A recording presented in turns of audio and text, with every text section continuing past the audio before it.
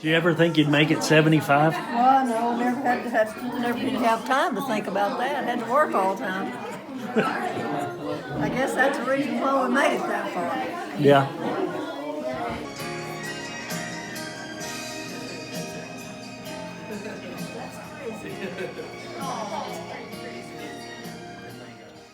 We got pretty old after that, didn't we? Now that was My grandparents, Buford and Geraldine, I'd say they were one of a kind, and that's true in some respects. But I'm not sure that's where the story lies here. When I reflect upon their lives, I don't see grand accomplishments, lavish parties, or a quest for self-realization and enlightenment. Far from it, actually. But what I do see is two of the happiest, most content people who I've ever met in my life. It's like they inherited a script on how to live a life. And by not deviating or becoming too questioning or too smart for their own good, they were able to live what turned out to be exceptional, yet ordinary lives.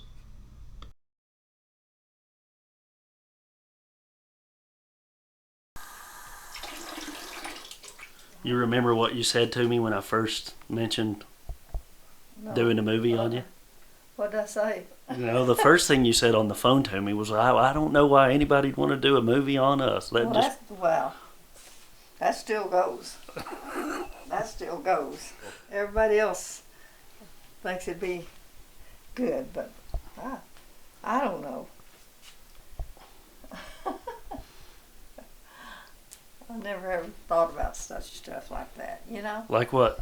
Well, like being on anything that where everybody else could see it. Of course, they got Facebook now, and every time something happens down here with it, oh, I saw you on Facebook.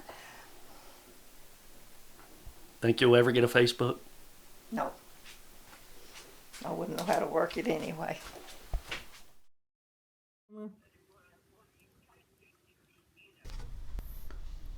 Meemaw was dead on about Facebook.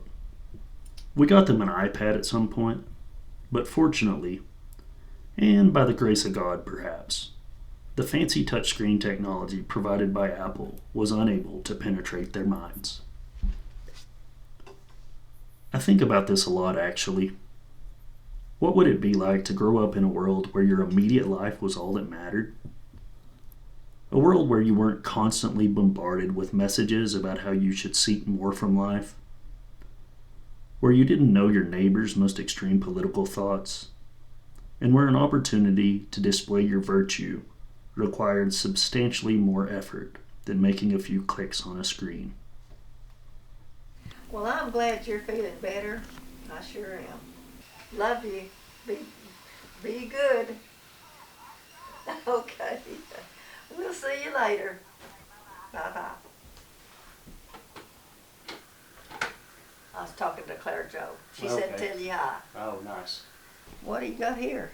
That's a sound recorder. Is it hearing what I say?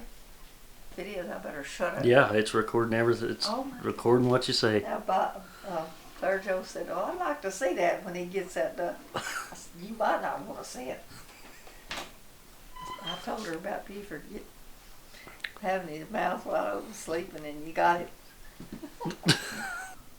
There he is with his mouth open again. Oh my goodness, and that he's sitting over here on the couch. There was a beauty to their lives in that the little things, like an open mouth on the couch, could provide so much joy. Is this stuff he uses on his back? Yeah. And it's really If fun. you don't think about using it. And of course, he can't see how to rub that on his back, and it's cold, you know. Oh boy. I just get a whole big bunch of Big it. gob of it. He says, Well, put it in the microwave. Put it in the microwave for a little bit. Just don't check it before you make him try. suffer. She's having fun with it. I know it. Like backing up to a stove.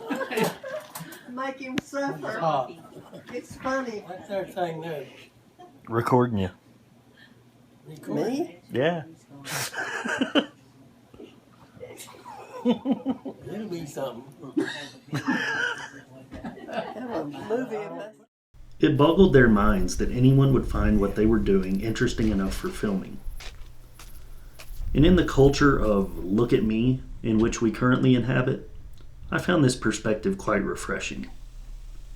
You see, Buford and Geraldine didn't seek to create a life which would appear interesting to an outsider. Instead, they engaged with and took an interest in life. And the rewards from this approach were realized internally on a day-to-day basis. Did you see anything interesting? I saw a lot of interesting stuff. Yeah. You did? Oh yeah. Hollyhocks. Oh, they need a drink. Just look at them. See them? They sure do. Don't they look like they need a drink?